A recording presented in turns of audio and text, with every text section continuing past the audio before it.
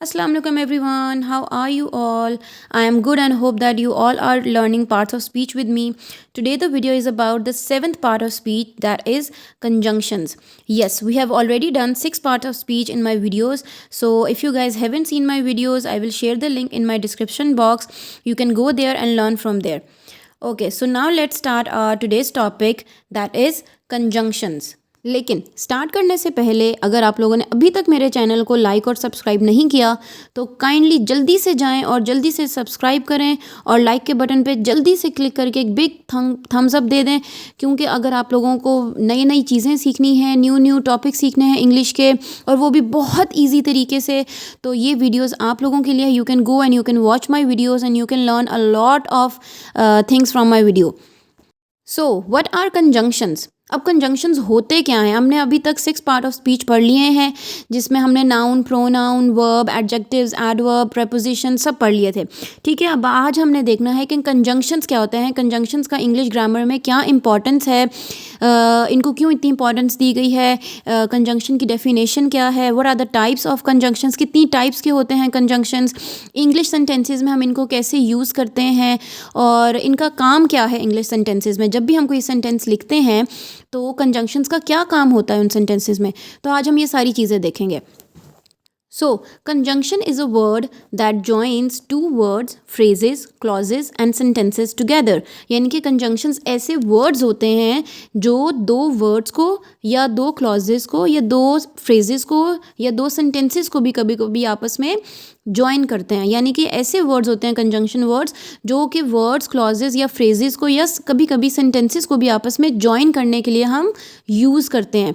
ठीक है, अभी मैं आपको आगे भी बताऊंगी कौन कौन से वर्ड्स होते हैं. ठीक है, सो ये तो हमें समझ में आ गया कि कंजंक्शन कौन से वर्ड्स होते हैं. कंजंक्शन ऐसे वर्ड्स होते हैं जो हम कोई भी दो वर्ड्स को आपस में ज्वाइन करने के लिए या दो फ्रेजेस को आपस में ज्वाइन करने के लिए या दो क्लॉजेज को या दो सेंटेंसेस को भी समटाइम्स आपस में ज्वाइन करने के लिए हम यूज़ करते हैं. यानी कि कोई चीज़ अगर आपने बांधनी है, जैसे फॉर एग्जांपल, ठीक है, अगर आपने कोई चीज़ बांधनी है तो उन दो चीज़ों को बांधने के लिए आपस में हम कंजंक्शन वर्ड लगाते हैं.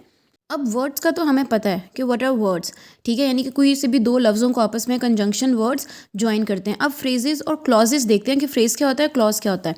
सो phrase is a group of words. ठीक है, ये ऐसे ग्रुप ऑफ वर्ड्स होते हैं, यानी कि 2-3 वर्ड्स मिलाकर इनको हम बनाया जाता है. जैसे for example a red pen, एक रेड कलर का pen, a white shirt. So ये क्या है, दिस इज़ अ फ्रेज. ये ग्रुप ऑफ वर्ड्स हैं. ठीक है, और क्लॉज क्या होता है, क्लॉज की भी दो टाइप्स होती हैं, इंडिपेंडेंट क्लॉज और डिपेंडेंट क्लॉज. यानी कि ऐसे क्लॉज क्या होता है जिसमें सब्जेक्ट और वर्ब का होना ज़रूरी होता है. ठीक है, यानी कि सब्जेक्ट और वर्ब अगर नहीं होगा तो वो क्लॉज नहीं होगा. ठीक है, तो क्लॉज क्या होता है जिसमें सब्जेक्ट और वर्ब का होना ज़रूरी होता है. सो अब कंजंक्शन वर्ड्स होते कौन कौन से हैं जो नॉर्मली हम इंग्लिश लैंग्वेज में डेली बेसिस पे यूज़ करते हैं. जैसे एंड, बट, और, so, if, so that, although, as, if, no sooner then, etcetera etcetera. ठीक है, so there are a lot of conjunction words और list in the English grammar, but जो most commonly used हैं वो single conjunction words हैं, जैसे and, but, और, so, if. ठीक है, और अगर आप देखें यहाँ पे तो देयर आर 2 कंजंक्शन वर्ड्स. ऐसे 2 वर्ड्स भी हैं जिनको मिला के कंजंक्शन वर्ड्स भी बनाए गए हैं, जैसे सो दैट, एज इफ़. फिर नो सूनर और देन हम क्या यूज़ करते हैं, नो सूनर और देन एक सेंटेंस में भी यूज़ हो सकता है, लेकिन नो सूनर स्टार्ट में आता है सेंटेंस के और देन जो होता है वो सेंटेंस के एंड में या मिडल में आता है. ठीक है, सो जो मोस्ट कॉमनली यूज्ड हैं वो single words and conjunction words use होते हैं. So now let's look at some examples. I eat jam and bread in breakfast. अब अगर आप देखें तो यहाँ पे कंजंक्शन वर्ड क्या है इन सेंटेंस में, एंड. क्योंकि जो एंड का वर्ड है ये दो सेंटेंसेस को आपस में ज्वाइन कर रहा है या दो क्लॉजेस को आपस में ज्वाइन कर रहा है. आई ईट जैम, ये एक क्लॉज है अगर, क्योंकि ये अपने आप में इंडिपेंडेंट है. आई ईट जैम, मैं जैम खाता हूँ. अगर यहाँ पे आगे इसके आगे सेंटेंस ना भी होता तो ये एक कंप्लीट सेंटेंस था, कंप्लीट मीनिंग दे रहे, तो this is an independent clause. इसी तरह ब्रेड इन ब्रेकफास्ट. सो ये दो सेंटेंसेस को या दो क्लॉजेस को आपस में ज्वाइन कर रहा है एंड का word. So here and is a conjunction word.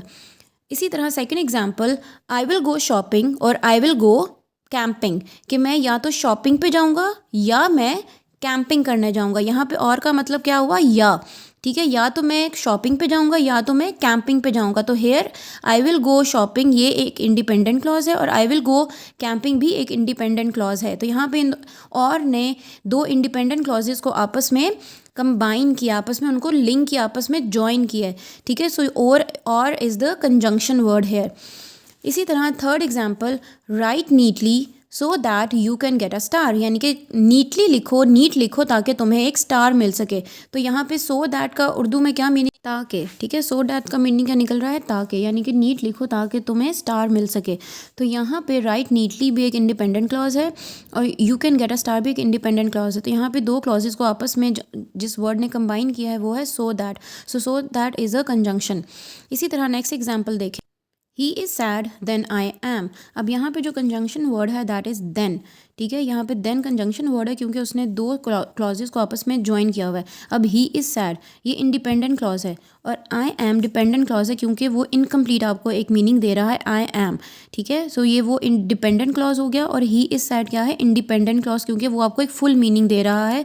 अगर खाली ही इज़ सैड भी लिखा होता तो वो भी कंप्लीट होता। ठीक है, तो यहाँ पे जिस वर्ड ने इन दोनों क्लॉजेस को आपस में ज्वाइन किया है वो क्या है, देन। ठीक है, तो here then is the conjunction word. So ये तो हमें क्लियर हो गया बहुत अच्छी तरह से कि कंजंक्शन वर्ड्स कौन से होते हैं। Conjunction words are those words which join some words, phrases, clauses और सम सेंटेंसेस टुगेदर, यानी कि जो कुछ फ्रेजेस को, कुछ क्लॉजेज को या कुछ वर्ड्स को आपस में ज्वाइन करते हैं। So how many types of conjunctions are there? There are three types of conjunctions. Number 1, coordinating conjunctions. Number 2, subordinating conjunctions. Number 3, correlative conjunctions. So we will look at them one by one. Okay, so the first type of conjunction is coordinating conjunctions. So what are coordinating conjunctions. अच्छा जी, अगर आप लोगों ने coordinating conjunctions को याद रखना है तो उसका मैं आपको एक आसान सा और बहुत सिंपल सा तरीका बताती हूँ जो आप लोगों को एक, बल्कि एक ये ट्रिक है जो अगर आप लोग याद कर लें तो आप लोगों को बहुत ईजिली आप लोग आइडेंटिफाई कर सकेंगे कि ये कोऑर्डिनेटिंग कंजंक्शंस हैं। फैन बॉयज़, ठीक है, ये तो आप लोगों ने, अब आप लोग सोच रहे होंगे कि what is this fan boys. अब फैन बॉयज़ शॉर्ट फॉर्म मिला के फर्स्ट लेटर्स की ये एक वर्ड बना है। अब ये फैन बॉयज़ का क्या मीनिंग है, फॉर, एंड, नॉर, बट, और, yet, so.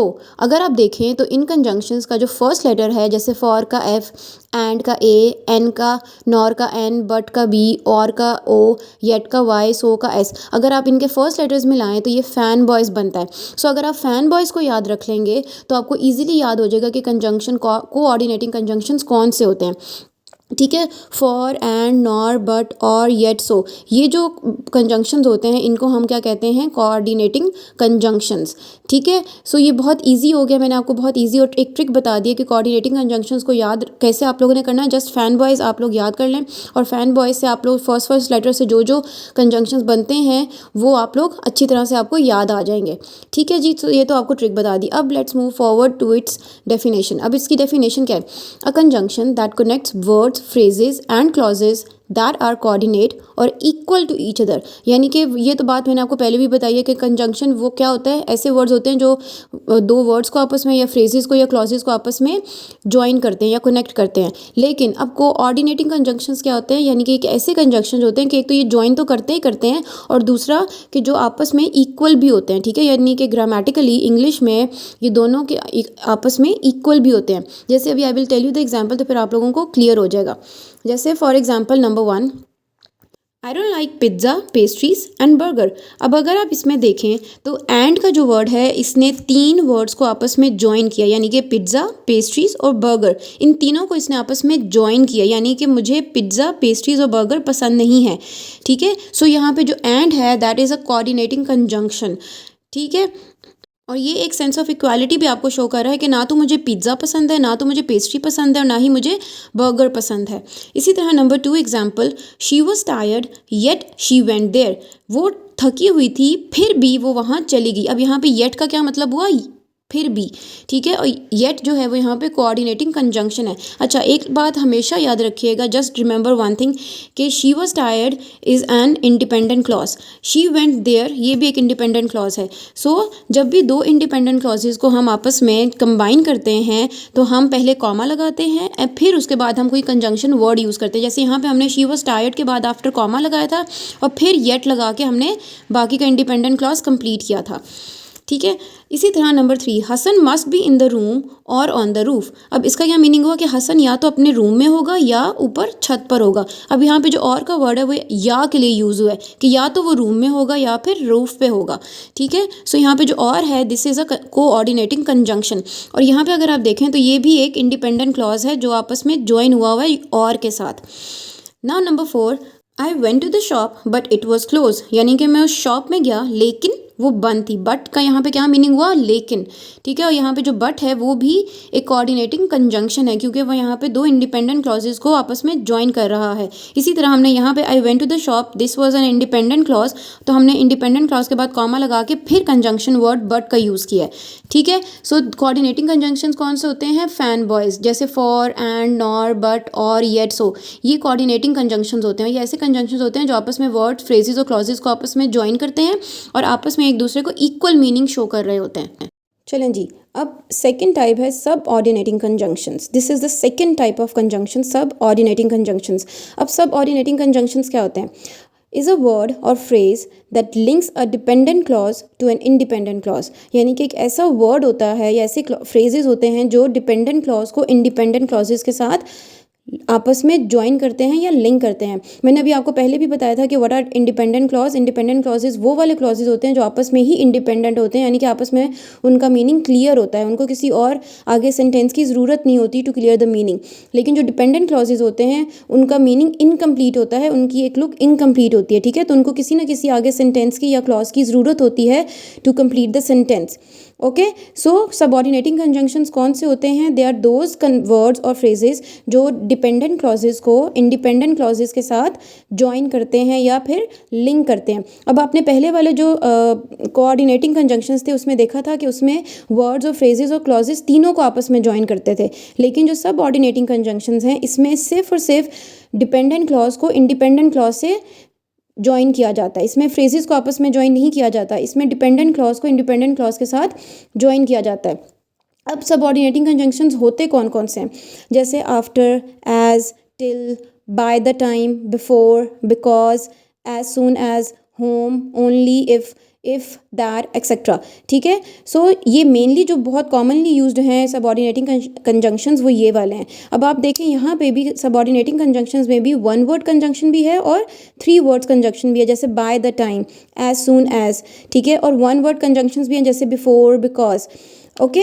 So I hope कि ये तो आप लोगों को बहुत अच्छी तरह से क्लियर हो गया होगा कि सबऑर्डिनेटिंग कंजंक्शंस होते कौन कौन से हैं। अब इनकी एग्जांपल्स देते हैं। Number 1, I start my homework after my breakfast.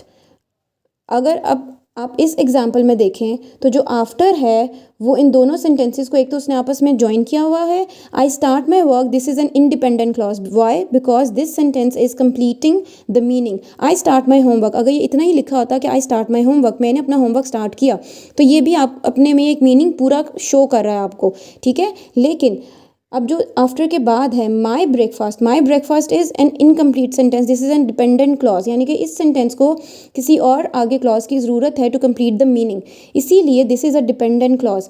और I start my homework, this is an independent clause. So हमने इन दोनों इंडिपेंडेंट और डिपेंडेंट क्लॉज को आपस में हमने आफ्टर लगा के दोनों को ज्वाइन किया है।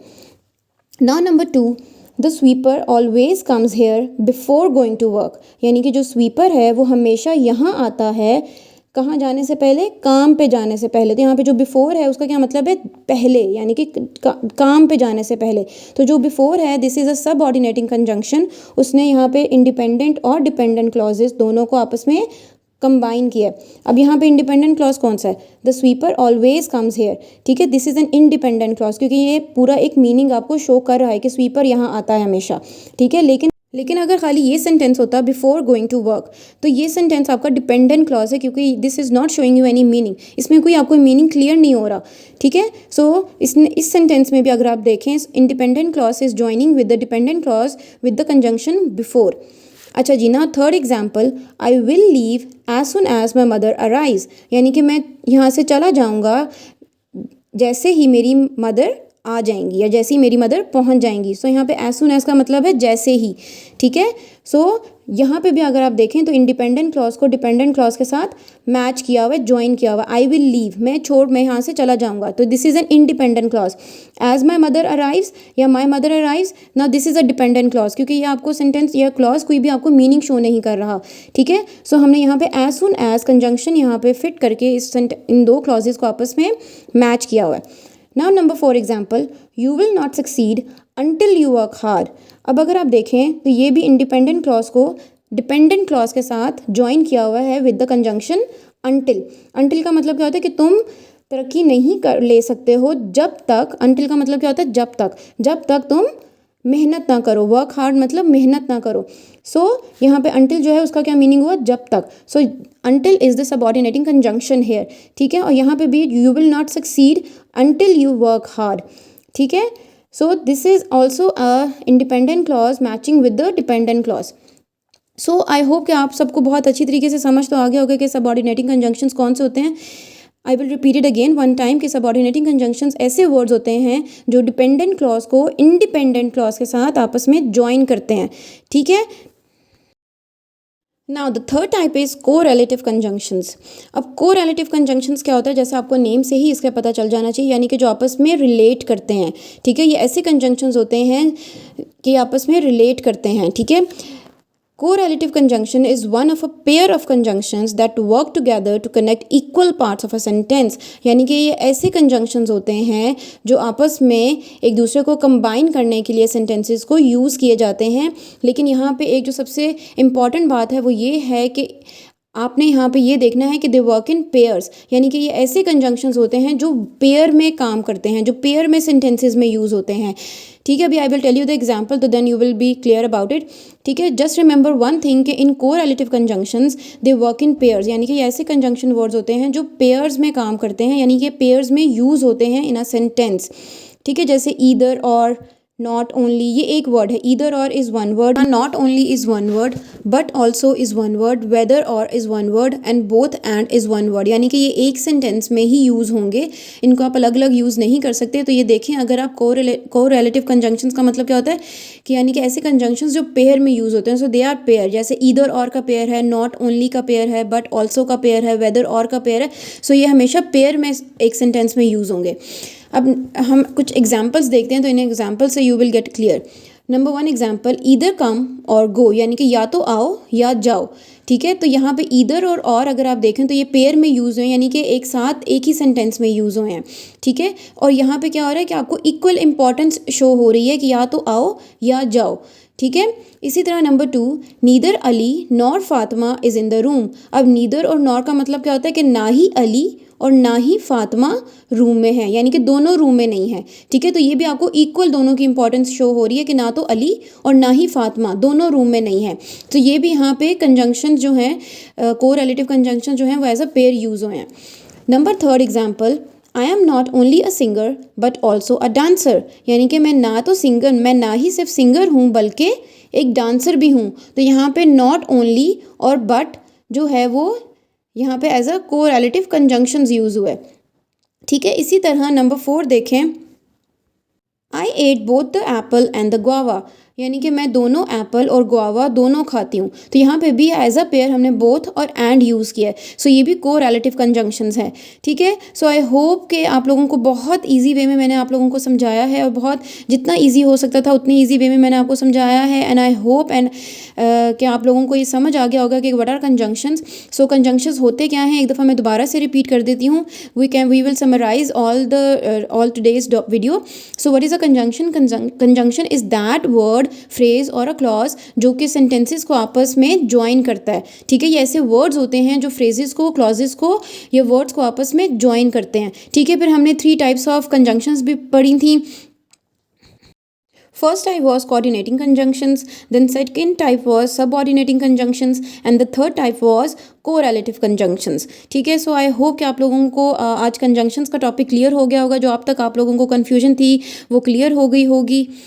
So we will meet with another video with the 8th and the last part of speech, that is interjection, with another video.